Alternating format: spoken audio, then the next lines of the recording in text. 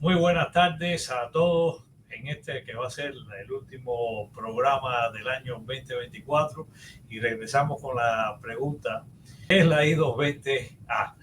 La respuesta ya ustedes la saben, es un parol condicional que no es suficiente de acuerdo al Buró de Apelaciones de Inmigración para la ley para solicitar la ley de ajuste cubano. La ley de ajuste cubano, que precede a todas las disposiciones de la I-220A como medio de control procedural, dice claramente en su versión original y la que ha permanecido hasta el día de hoy que son elegibles para esta ley y ajustar su estatus a residente permanente en los Estados Unidos a todos los cubanos, naturalizados o no, sus hijos menores y esposas, que hayan entrado, inspeccionado y admitido o parolizados en los Estados Unidos después de enero 1 del 59. Si ustedes leen la palabra parole que está ahí en pantalla subrayada, parole into the United States subsequent to January 1st, 1959, I don't see any other word. Yo no veo ninguna otra palabra después de parole. Ahí nos dice que es un parol humanitario, ahí nos dice que es un parol condicional, ahí nos dice que el parol humanitario sí, pero que el parol condicional no. Y esa es la razón fundamental por la que digo yo que hay que respetar el principio general de derecho, que donde la ley hace una distinción, no cabe hacer otra distinción por un órgano judicial distinto, porque la ley es la primera fuente del derecho positivo y las interpretaciones que se le pueden dar no pueden ser de carácter constructivo más allá de cambiarle sentido y condición a las palabras que la ley contiene. La interpretación que se le ha dado a este epígrafe de la ley o planteamiento de la ley de ajuste cubano, a mí me parece que es de un progresivo constructivismo que no ayuda a la verdadera interpretación que corresponde darle a la ley por parte de los tribunales que están creando por parte del Buró de Apelaciones una nueva ley de ajuste cubano, no la que originalmente se emitió, se promulgó y la que está en vigor. La que está en vigor no requiere que el parol sea de uno u otro tipo, sencillamente dice parol. Es más, el Servicio de Inmigración, y lo he repetido muchísimas veces, en su manual, cuando explica a los funcionarios de inmigración, a los oficiales de inmigración, cómo deben interpretar el parol, dice a sí mismo, parol es parol y no cabe ninguna otra interpretación. Esa es la razón por la que nosotros insistimos constantemente y lo hemos hecho frente al Departamento de Seguridad Nacional en 3 ocasiones distintas de que no debe hacerse esta distinción. Y lo hemos hecho en las ocasiones, que es lo que a nosotros más nos ha preocupado, en que se ha utilizado algún tipo de beneficio migratorio, como es el parol humanitario, otro tipo de parol, o el parol definido como posible y bastante para la ley de ajuste cubano, de acuerdo al caso del que haremos referencia a seguida del Buró de Apelaciones, ha servido para que personas que no deben ser elegibles ni siquiera para algún otro beneficio migratorio en los Estados Unidos hayan entrado a través de esta figura aquí en el país, subvirtiendo entonces así el sentido y alcance de la ley migratoria, que dice claramente que aquellas personas que hayan cometido serios delitos o violaciones en otros países no son elegibles para ningún beneficio en los Estados Unidos, que no son elegibles para beneficio en los Estados Unidos los miembros de un partido totalitario, y el Partido Comunista de Cuba es un partido totalitario, y hemos visto sin embargo, y a pesar de todo eso, que se ha utilizado en la figura del parol humanitario para beneficiar a personas que eran de la nomenclatura del Partido Comunista, como es este señor que le decían Melao, ese era el nombrete que tenía desde pequeño, que fue secretario del partido de la provincia de Cienfuegos, no recuerdo su nombre, pero de apellido castellano. Y también entró aquí con esa figura y apoyado por sus hermanos de armas a un señor que participó como piloto de guerra en la conspiración, en el plot, en la emboscada aérea que se le tendió a hermanos al rescate, que eran aviadores civiles que iban desarmados y que fueron pulverizados en el aire. Este señor no participó directamente en el ametrallamiento o pulverización de los pilotos hermanos al rescate, pero fue parte de la armadilla o armada o flotilla de aviones que persiguió en el aire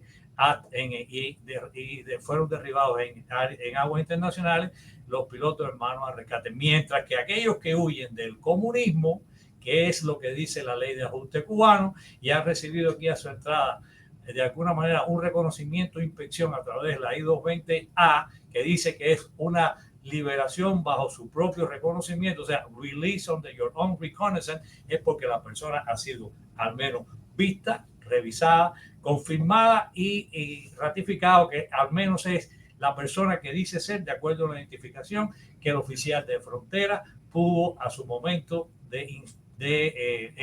encuentro con esta persona que entró ilegalmente al país. En el pasado y antes de que terminara la administración Obama y durante el año 1999 y hasta el año 2017 estaba en vigor como política de aplicación de la ley de ajuste cubano el memorándum hecho por la pasada secretaria del Servicio de Inmigración, que cuando aquello no estaba adscrito al Departamento de Seguridad Nacional, la señora Doris Meissner, que claramente decía, y esto no es una nueva ley, no era una ley, sencillamente es una manera de interpretar justamente lo que quiere decir admitido e inspeccionado o con parol. Y decía que esta figura de parol debía entenderse, o la ambición del país del cubano era a todo aquel cubano que fuese, que había entrado a los Estados Unidos y había tocado suelo norteamericano y que había tenido un encuentro con un oficial de frontera que lo había identificado como cubano, que sabía que esta persona confirmadamente era quien decía ser y por tanto era suficiente ese instrumento el que le diesen después para que pudiera ajustar su estatus al año y un día de su estancia. Y eso resolvió muchísimos problemas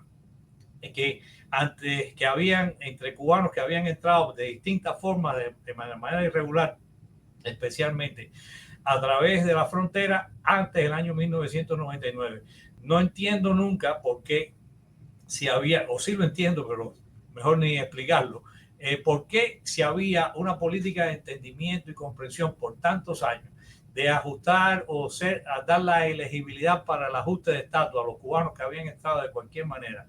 a los Estados Unidos, que habían tenido un encuentro, habían sido de alguna forma inspeccionados, habían sido identificados. ¿Por qué se cambió eso en el año 2017? Y no lo cambió, como muchos creen, la administración Trump, que regresa ahora al poder, sino lo hizo por el contrario y con el beneplácito, es poco, es decir, estoy casi convencido, con el beneplácito de la dictadura del Partido Comunista de Cuba, el presidente saliente de los Estados Unidos, Barack Hussein Obama, el día 17 de enero del año 17.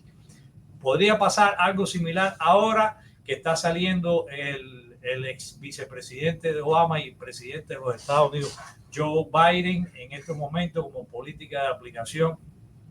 o de entendimiento de alguna manera con la comunidad cubana. No lo creo. No lo creo porque creo que los demócratas se han llevado la ingrata sorpresa de que los cubanos siguen siendo mayoritariamente republicanos, aquellos que quieren militar en algún partido y lo prefieren hacer así, pero no creo que la administración saliente vaya a tomar ningún tipo de medida, acuerdo o política que vaya a favorecer el entendimiento de que la I-220A debe ser lo que decimos nosotros, un parol suficiente y bastante para la ley, para el ajuste a residente permanente a través de la ley de ajuste cubano. ¿Qué es lo que hay que hacer? Repito nuevamente, todas aquellas personas que tienen una I-220A al día de hoy, tengan o no corte, tienen que entender, número uno, que su única posibilidad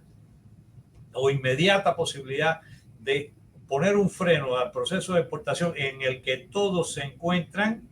estén o no en corte, dentro del año de su entrada, haber interpuesto una solicitud de asilo como defensa a la deportación, y subsiguientemente entiendo que todos deben contratar a un abogado para que defienda, individualice y circunstancialice su caso de acuerdo a las características personales que cada uno tiene, que son distintas, absolutamente distintas y diferentes a los demás.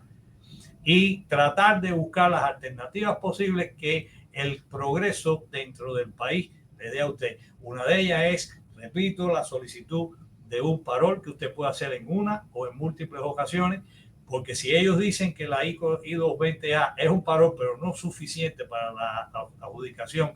o la elegibilidad de la ley de ajuste cubano, pues busque usted entonces aquel que le sirva, que es el parol humanitario, y puede hacer esa solicitud fundamentada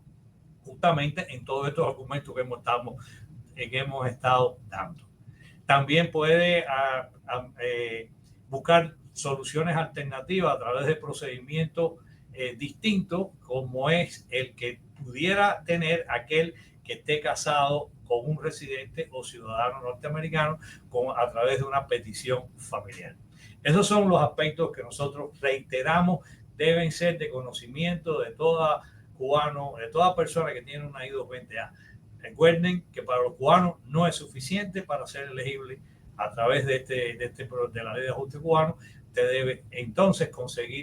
tratar de buscar las alternativas. También es cierto que no solo hemos sido nosotros que nos hemos preocupado por hacerle saber al Departamento de Seguridad Nacional que es errónea la política de interpretación de la I-220A basado en la ley, sino también que ha sido una constancia en la actividad comunitaria de la congresista María Elvira Salazar, que ha incluso hecho un compendio, un inventario de personas que tienen la I-220A y la ha presentado al Departamento de Seguridad Nacional para que se les considere el beneficio. Ustedes se imaginan cuántos miles, si existen alrededor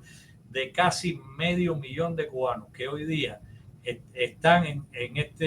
esta situación de inseguridad, teniendo una I-220A, y a todos se les considera que deben ser entendidos como un parol y que son elegibles para la ley de ajuste cubano. ¿Cuánto se ahorraría el sistema de Administración de Justicia e Inmigración en descontinuar todos esos casos que hoy día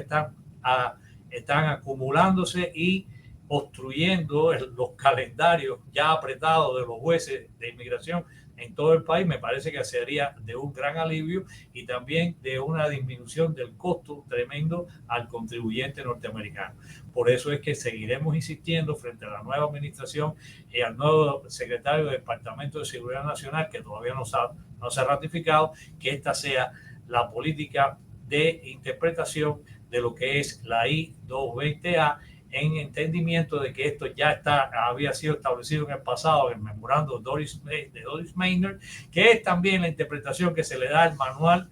de campo de los que tienen los oficiales de inmigración o del Servicio de Inmigración y Ciudadanía, y que además es la distinción que hace perfectamente la ley de ajuste cubano desde su promulgación, cuando dice que los cubanos serán elegibles para la ley de ajuste y por tanto ser elegibles a la residencia cuando sean admitidos, inspeccionados o tengan un parol.